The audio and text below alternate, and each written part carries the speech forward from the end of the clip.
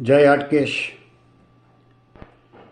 ભાઈ શ્રી સતીશ મહેતા વસાવડાના સોશિયલ મીડિયાના માધ્યમથી ખબર પડી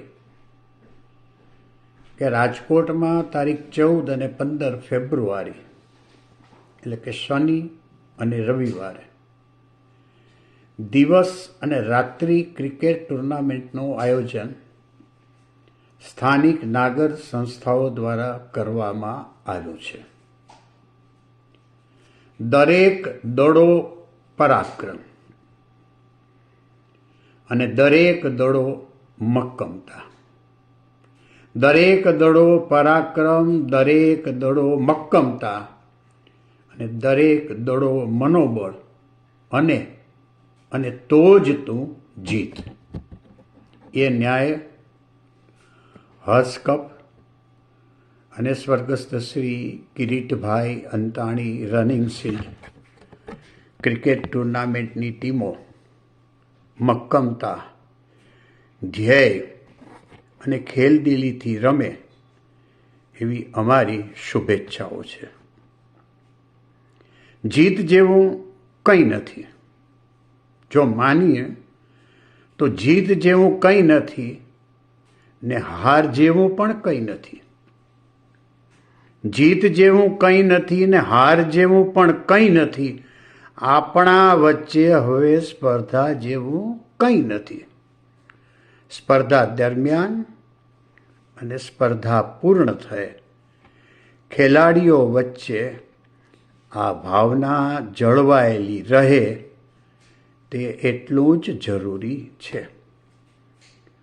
કવિશ્રી સંજુ વાળા એવું કહે કે પાર ઉતરવું છે એ નક્કી છે. પાર ઉતરવું છે એ નક્કી છે. સામે છેડે તું છે એ પણ નક્કી છે. તો બસ આપણે જીતનો સંકલ્પ જ રાખવો રહ્યો.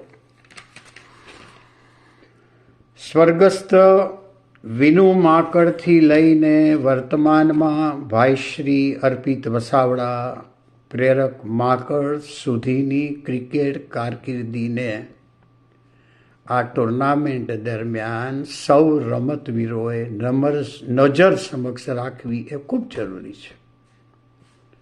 અંતમાં સન્માન્ય શ્રી અટલ બિહારી વાજપેયીની બે પંક્તિઓ સાથે અમે અમેરિકા બેઠા હર્ષ કપ અને સ્વર્ગસ્થ Kiritbhai Antani running shield cricket ટુર્નામેન્ટને અમારી શુભકામનાઓ પાઠવીએ છીએ. વાજપેયી એવું કહે કે મન હાર કર मैदान नहीं जीते जाते, मन हार कर मैदान नहीं जीते जाते, न मैदान जीतने से मन ही जीते जाते हैं. આવું વાજપેયીજી કહે. 14 અને 15 ફેબ્રુઆરી ગ્રીનફિલ્ડ મેદાન રાજકોટ ખાતે દિવસ અને રાત્રિ ક્રિકેટ ટુર્નામેન્ટમાં આવો, સૌ સાથે આવો અને રમતવીરોને ઉત્સાહ પ્રેરો. રમતવીર પાસે શરીર, મન, બુદ્ધિનું બળ હોવું જોઈએ અને એ રીતે એ ક્રિકેટની રમત માટે બલિષ્ઠ હોય તે પણ એટલું જ જરૂરી છે. આવા બલિષ્ઠ આપણા રમતવીરોને જોમ અને જુસ્સા સાથે પ્રોત્સાહિત કરવા આપ સૌ અચૂક ગ્રીનફિલ્ડ ક્રિકેટ ગ્રાઉન્ડ રાજકોટ ખાતે 14 અને 15 ફેબ્રુઆરીએ સહકુટુંબ આવો. અને એક વધારાની ખુશીની વાત, આ 2 દિવસની ક્રિકેટ ટુર્નામેન્ટ દરમિયાન જે કોઈ ક્રિકેટર વધુ સિક્સર લગાવશે એને અમારા તરફથી ₹501 શુભેચ્છા રૂપે આપવામાં આવશે. રાજીવ અને રાજેશ્વરી વછરાજાની. ખુશ રહો, સ્વસ્થ રહો, મોજ કરતા રહો. સેવક રાજીવ. ધન્યવાદ.